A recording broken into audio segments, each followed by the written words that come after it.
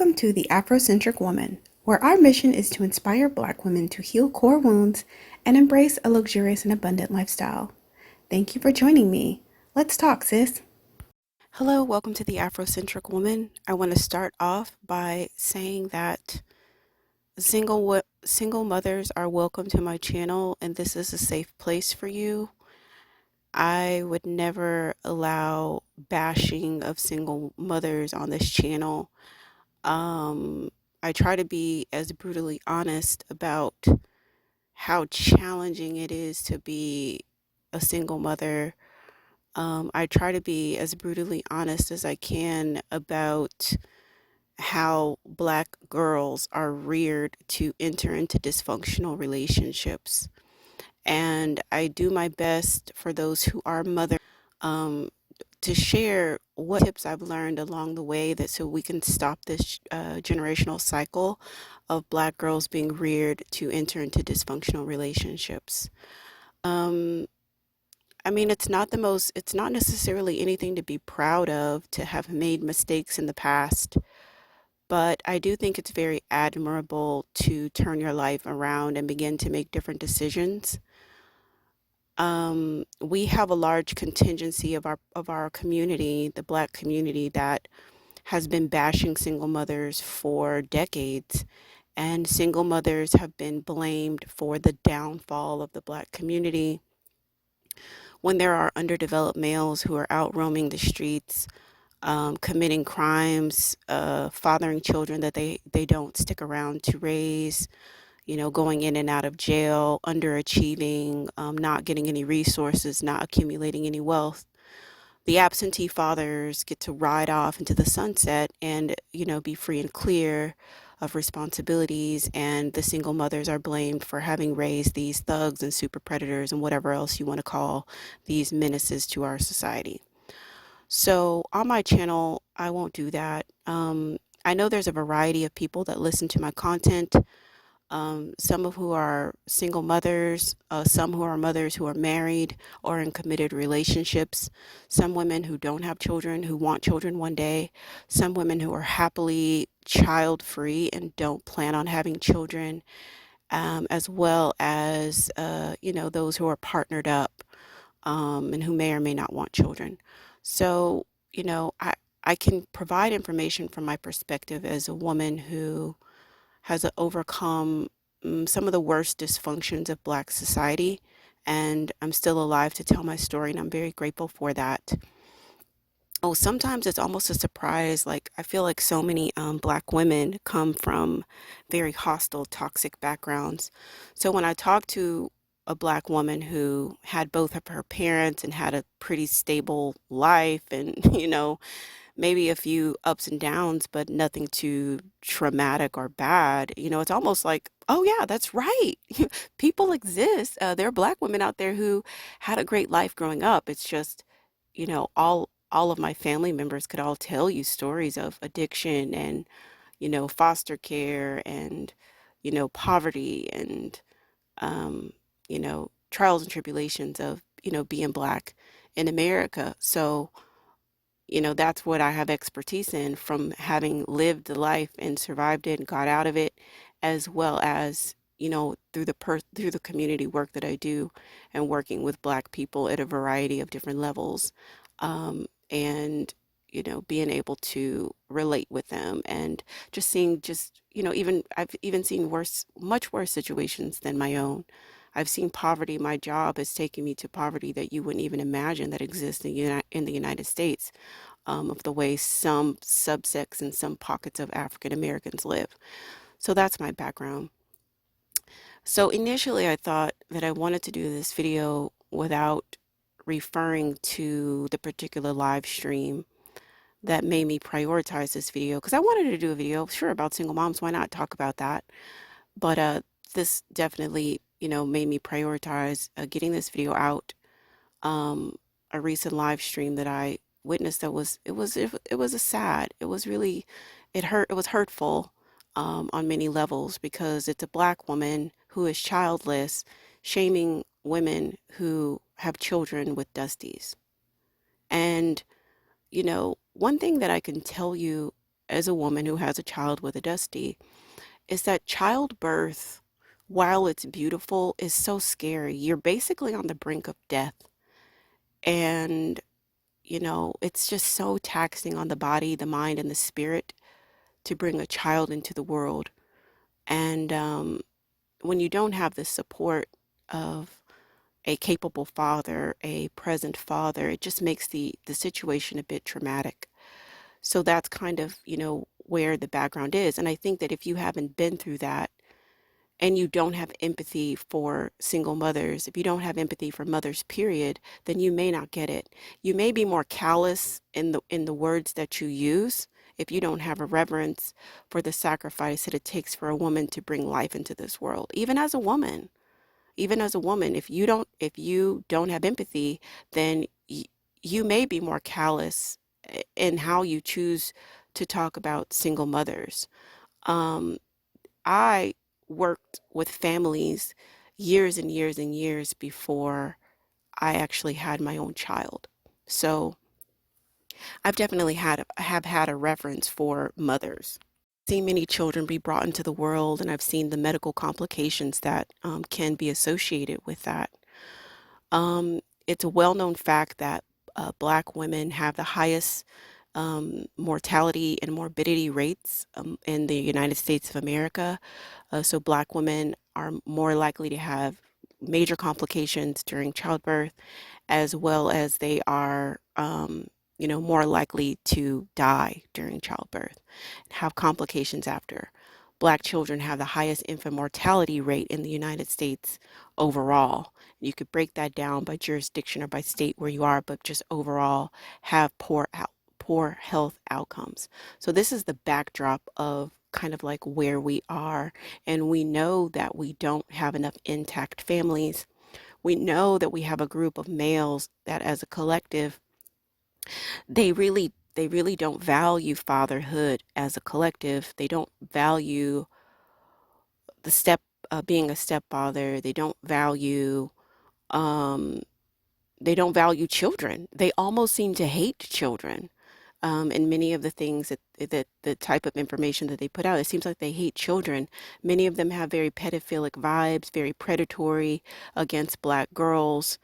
They have predatory rhetoric about Black girls. They don't have a stance of just a collective protection of Black children, which leaves us, the single mothers, to hold down the fort. I mean, you really have to understand how vulnerable, how challenging it is by the to be abandoned by the men of the community and be stuck holding the bag to get these children from birth to adulthood in one piece. I would say overall, we are doing better than the generation before.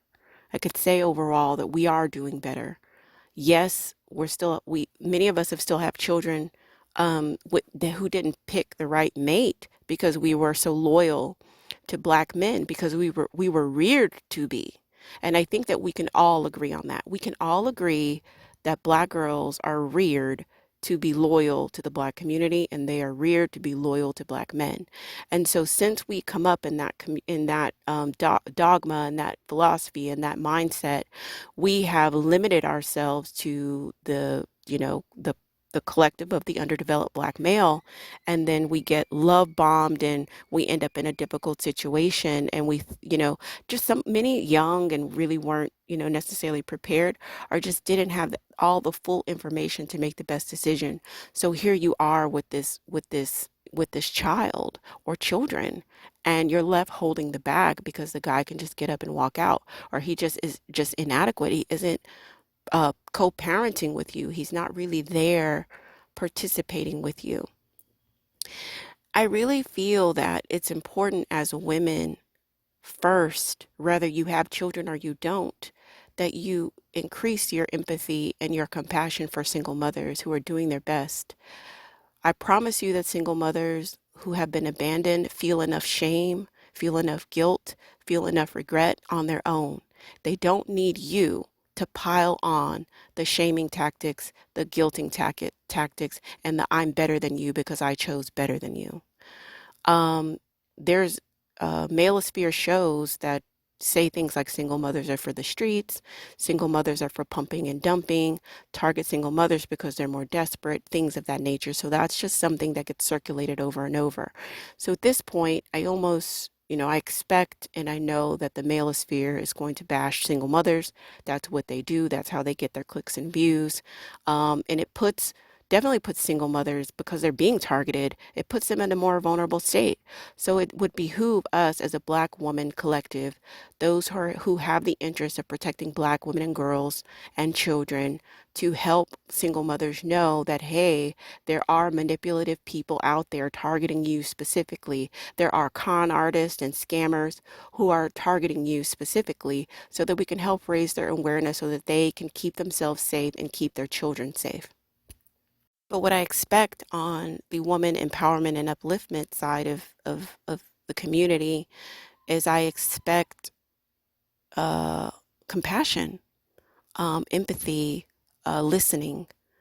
Um, you just have to understand how traumatic everything really is, and I think if you did, you would choose your words more wisely and not make yourself feel better than a woman because she became a single mother and you didn't.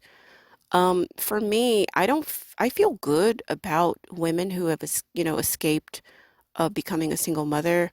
Um, I feel proud of them. I feel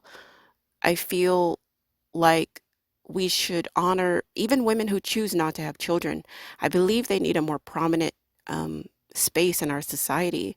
And we really need to validate these women and know that they don't have to be connected to a man or even have children to be very important in the landscape of the Black community. So that's how I feel. So it's just interesting when that respect level isn't reciprocated back to us as though those of us who have had children and are raising our children alone because we've been abandoned by a dusty or whatever the case may be.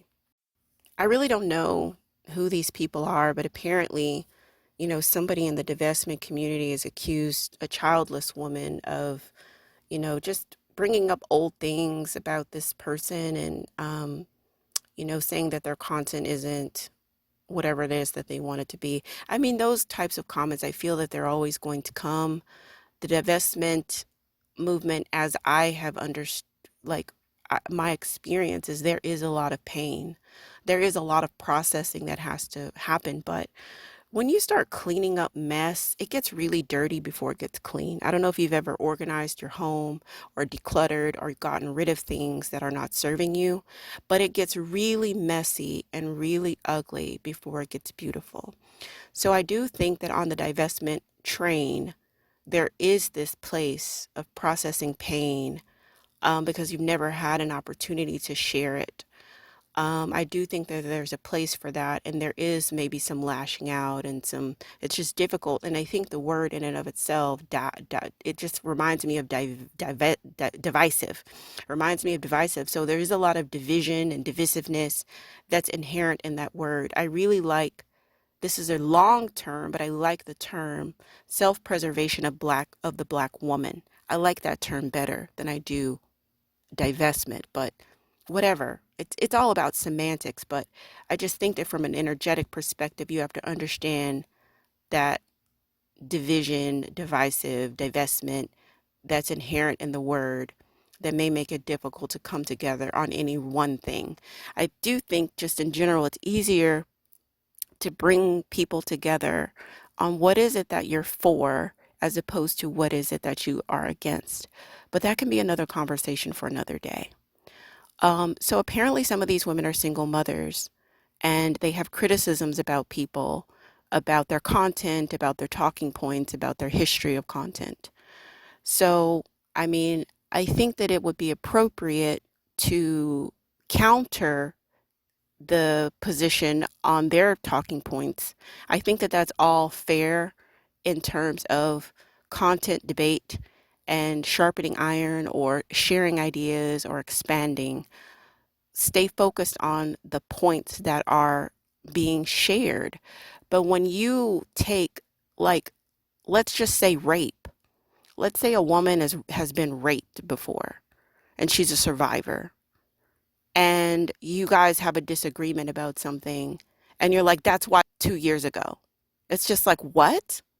Why would you say that? Like, what does that have to do with the fact that we don't agree on divestment, or we don't agree on interracial dating, or we don't agree on the platform, or you don't like the timeline, or you don't like the content that I put out? What does that have to do with anything? It's a very mean spirited and callous to go to the most painful part of someone's life and use it to silence them or use it to hurt them because you don't want to take the time to go into the talking points. I think that either go to the talking points or just don't say anything at all. Like, that would be the best way to handle it. But I think, like I said, it's extremely callous to go through that point. And I don't know if you know how hurtful it is, but I took some notes. I'll go through some of the things that were said, some of the things that were said with the followers, and I'll kind of, try to expand on it. So I guess the main criticism is that these group of women who are single mothers who have, I guess, commentary are self-righteous. So they don't get to criticize anybody because they had a baby with a Dusty. So apparently having a baby with a Dusty would then eliminate you from having other criticisms of other things, which I don't agree with that. Would also consider myself a former pick-me and a former mammy. And I extend compassion and grace to women who are coming into the self-preservation of Black woman ideology and lifestyle. I embrace them. I have compassion for them because I know what it is to watch your mother chase after men. I know what it is to grow up in a very strict Christian background that tells you that, a man who finds a wife is a good thing and you got to get married, and that will validate you. Like, I know what that looks like. And I know that millions of Black women across this nation are being reared similarly.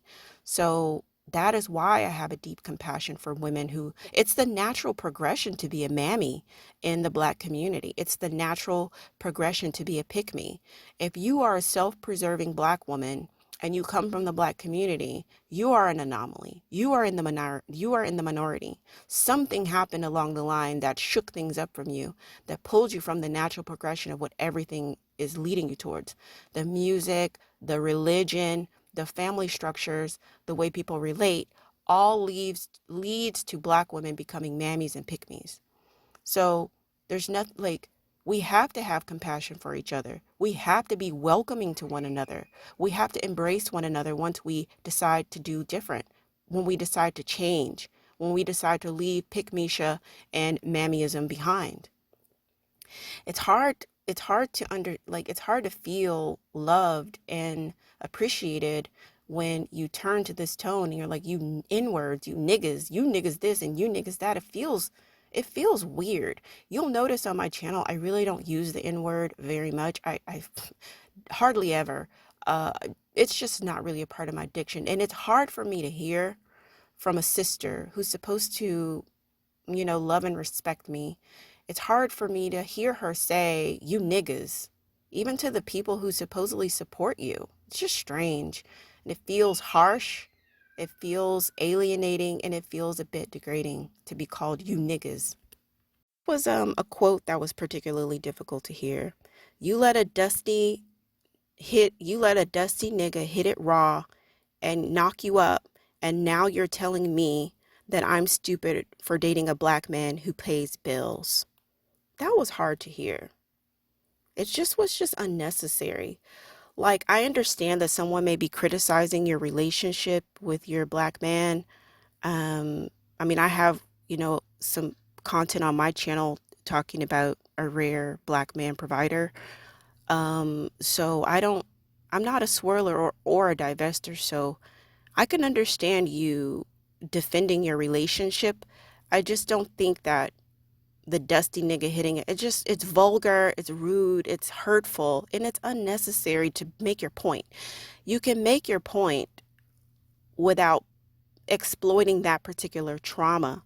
And I know you're like, oh no, I'm not talking about all single moms. I'm just talking about this group of single moms. So if an autistic person does something to you and you just start talking about how autistic people are bumbling, fumbling fools and they ain't shit, do you think that autistic people listening to you aren't going to be offended? Like, come on, come on. Honestly, come on, like, of course they would be. So, yes, when you're criticizing this woman who, quote, you let a dusty nigga hit it raw and knock you up, and now you're telling me that I'm stupid for dating a black man who pays bill, you know that there have been women who have conceived children with males who would be considered dusty. You can't make me believe that you can't draw a correlation that that would be hurtful to them. And they don't, and like, we're innocent bystanders. I don't have anything to do with this. I didn't say those things. I've been incredibly supportive of positive black women content creators. So I just feel like, why am I being included in you know what I'm saying? Why am I not being included in this? If anything, you need to be bringing single women on the panel to talk about how they got out of the relationships. You need to be bringing single women onto your platform to talk about how are they managing, because it's hard. And if they're trying to be self-preserving and they're trying to manage and they're trying to chart the course, we are the ones, we the mothers, we are the ones who have a huge influence on what the next generation of the black community is going to look like. We have more influence than you do as a single woman. So it would behoove you to influence the community overall through engaging with us, because we are the one raising the children. You understand? Like, that's how important and valuable we are to the community. This flippant quote, I'm not divested, but you have a whole dusty nigga's baby. It's just sad. I'm not talking about one person. I'm talking about several. Like, the main divestors usually have a dusty nigga's baby. Now, what content creators have to realize is how influential and powerful your words are. So after you say, the main divestors usually have a dusty nigga's baby, you have to understand that what your chat then did was say, oh, a dusty babies. So now the babies, these innocent children who have been brought into the world through no fault of their own, now they're being mocked. They're being called dusty babies. My question is, where is it safe for single women to go? Can we rely on the collective of black women, especially the black women who have committed to the preservation of black women and girls? Can we rely on you for support? Can we? Doubling down, quote, the strongest ones, and she means divestors, the strongest ones have a dusty nigga's baby. Who gets grace? And then that question, who gets grace? I think everybody should get grace. I think every woman who is genuinely trying to better herself, whether she has children, she's a single mother, or she's married, or she's in a relationship and rearing her children partnered up, I believe that we all deserve grace. Some of us had better backgrounds than others. I'm not bitter or jealous of women who had a two-parent home, who had stability, who had food to eat every night, who never had to worry about, being evicted, or never had to see their parents going through, mental episodes, never had to witness addiction, never had to witness violence. I think that's amazing. And I love to hear these women's stories. I love to hear them say, like, especially from their fathers, I love them to talk about what their fathers taught them and how those lessons have helped them, because I didn't have that. So it normalizes family life for me, so that I further know what to look for when I'm creating my family anew. Now that I have more information, now that I feel stronger, now that I feel prepared, i- if you had a great, like, we'll get into surviving what some people call Blackistan. We can get into that later, but just understand that it hasn't been an easy road to get here. We've gotten here through different paths, sis, but some of us had a more challenging uphill battle. Please have grace for us. Keep the door open. You know what I mean? Let it be a soft place to land when we make it. This was particularly hurtful. Remember when you were laying up in the hospital, pushing out a Dusty's baby? You were there too, in the worst way. And you were saying, with nobody to hold your hand. Do you know how traumatic that is? Do you know how traumatic it is to be on the brink of death when you're trying to bring life into the world and not having proper support. And I think that if you could have compassion, I think that if you can have compassion for what it takes to bring life into this world, you would definitely choose your words more wisely, and you would definitely extend grace to your sisters who are single mothers. I had to get myself together. So the quote is, remember when you were laying up in the hospital pushing out a Dusty's baby? You were there too. And when she says there too, I think she means like Mammy Pickmeshaville. You were there too, in the worst way, and alone. No baby daddy there to hold your hand. That was just to the white meat. You know when you just beat somebody to the white meat? That was to the white meat. And it's just like, damn, sis, you know, it was rough. It was tough, and that was strong. You say, oh, now I'm going to be accused of single mother shaming and bashing. Well, what was it? Please don't gaslight us. There was a lot of gaslighting going on in the chat.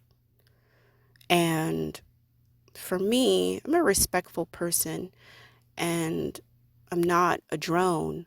And so I will, bring something to light. If I'm with you, I'm with you. And if I'm with you most of the time, then I just genuinely am. I'm not going to just ride with anybody just because. If I'm with you because it's genuine. And so when I have questions, I have concerns, or I have things that I want to input, it's, it's not coming from a place of, I don't rock with you ever. It's coming from a place of, please listen to me. If I'm truly your sister in this journey, that we have mutual respect, please listen to me, because my voice matters too. So it's childless women who don't have a problem with any of this because you haven't been through this. But it's women, well, there's just a couple, me and a couple of people. But we are telling you, like, no, this isn't the way. This is hurtful. And nobody wants to be gaslit when you're saying that this is hurtful. You're saying, no, you're taking it the wrong way. You don't understand. Please, I'm an intelligent woman, and I can hear, and I can read, and I can decipher, I can interpret. I know what I'm hearing, and what I'm hearing is hurtful. And now you're attempting to gaslight me and telling me, no, it's not hurtful. You're just misunderstanding. You're just here hating. I don't hate. Are you kidding me? How juvenile of a response is that? That's when you don't want to address what someone says. You just call them a hater. And that's very juvenile. This is just like random followers. It's juvenile. It's not intellectual at all to just blanket statement call someone hater, because they're bringing up legitimate issues. They're bringing up legitimate concerns and expressing, hey, I need to feel safe here. This is a Black woman space, and Black women, some of us are single mothers, and we deserve to feel safe too. And then it's just it's supposed to be limited to a group of women, but still, the attacks on these group of women were on their single motherhood. And again, it's like, you niggas this and you niggas that, and then a commenter says that I'm dense, and then another particular towards me, and then just in general, there was somebody saying, oh, ha ha ha, I have PTSD, LOL, like speaking about these divestors. And like I said, there is on the divestor train out of Blackistan, one of the stops on the train is processing through a lot of trauma. And I have compassion for these ladies. I don't invade their space. It's very harsh for me because I've processed a lot of trauma already. I've already been in therapy for years. So I'm not where these ladies are. So I oftentimes just don't engage because I've done a lot of the work over the past 10 plus years. So I'm not there, but a lot of these ladies have never been to therapy. They've never processed anything. This is their first opportunity to start unpacking all the pain and all the trauma. And do a lot of Black women coming out of the hood have PTSD, or even coming out of dysfunctional homes? Yeah, they do. And that's not an LOL moment. A Black sister who has post-traumatic syndrome disorder, that is not anything to LOL at. It's nothing to be laughing at. It's real. Black women's trauma is real. And if we as Black women cannot extend grace and comfort to one another, where can we get it from? How can we be critical of the manosphere or the collective of underdeveloped Black males and their co-conspirators, the mammies and the pygmishas? How can we be critical of them for shaming single women and, mocking at Black women's pain when we Black women ourselves, when we have a simple disagreement, we go straight to the pain point and we want to laugh at someone who has PTSD. It's not funny. Say, no, not all. I'm just the ones who are hating. Well, it's too late. You can't go on a tirade. Well, a tirade, that's a stretch. I won't say tirade. But you can't go on this, like, you can't make several inflammatory comments and insensitive comments against a group of people and then say, well, let me just not all, but just some, not all, but some. It's too late. The cat's already out the bag. It's already been said. And then someone says to me, stop projecting. Nobody is bashing single mothers. This is the interesting thing because I don't think this person understands what the word projection means. So when someone is projecting, it means that they have like thoughts and feelings themselves and then they say it about someone else. So in other words, when someone is like, let's say, for example, either manipulating someone or, let's say cheating. That's a big one. So when someone is being unfaithful, they may accuse the other person of being unfaithful, like if that person's on the phone, and that's projecting. So what they're doing is they're projecting because they are being unfaithful. And so they're projecting it on the other person. And there could be a variety of reasons why they're projecting it. Some of it could be a deflection, some of it could be a guilty conscience, but there may be different motives for projecting, but that's basically what it is. So with me bringing up issues about single mother, I'm not projecting anything. I think this person just doesn't understand what the word projecting means. I was told to leave because I was being a hater, even though all I was saying was that, hey, this hurts. So me saying, hey, this hurts, it doesn't make me a hater. When people use diminutive phrases like it was just, or she was simply, it was only, it's a form of gaslighting. I'm telling you, this hurts a lot.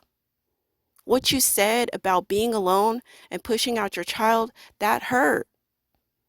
So you're telling me simply only, it's a form of gaslighting. You're not listening. You don't want to listen and hear what it is that I'm saying. I'm telling you it hurts. Even if you can't feel my pain, just acknowledge and just stand in agreement with me. Like, you're hurting and I see you hurting. One positive commenter did say that part of code is refraining from shaming language, and I absolutely agree. And then one negative commenter says it takes some of these chicks multiple babies before they get a hint. And that's just sad. It's just sad. I mean, it's, yeah, like I have one child, Crystal Karazin had one child and she turned her life around. There's a content creator, Lexus Exodus, had one child and she totally turned her life around. Look at me. I had one child and I totally turned my life around. So am I going to bash a woman who it took 3 babies to turn? No, I'm not. I'm not. If a woman shows up to my doorstep or if a woman shows up to my channel and she has 3 kids with 3 different baby daddies and she's ready to change her life, I'm here for it. I support you. I'm not going to bash you for having had 3 children. That's not going to help you. It doesn't help me. It doesn't help you. It doesn't help the children. It doesn't help the community. Why am I going to sit up here and bash you? If you are committed to your self-development, I'm committed to your self-development. I'm not going to make myself, oh, look at me. I'm so good. I only got 1 baby and I'm better than that person because she has 3. No, I'm not going to do that. It's counterproductive. It's not helpful to anybody. And I do just see even the woman, Jessica, the so-called average at best interview, 1 child. See that a lot because this, like I said, this generation is getting better. Yes, once you have 1 child, you see how difficult it is. You see how challenging it is to raise your child alone. We make different decisions. We course correct our life. We need grace from our sisters. We need to lock arms and stay united on one agenda, and that agenda is to uplift Black girls and women, to protect Black girls and women. We could start by having respect for one another, more respect for one another, compassion, empathy, and grace. If you don't have anything nice, you would just not say it. You don't have to go for the white meat. You don't have to go for the jugular when we disagree. We don't have to do that. We can disagree on the points, the particular points, but we don't have to tear down the person to make our arguments. We don't have to do that. So I just want to tell you, if you're a single mother, you're welcome on this channel, and this will be a safe place for you. There will not be any comments bashing single mothers, and I will erase them. I do allow dusty comments to stay visible because I like the world to see these dusties and their logic and their grammar mistakes and their stupid sentence structure and how dumb they really are. So I will leave a lot of their comments up.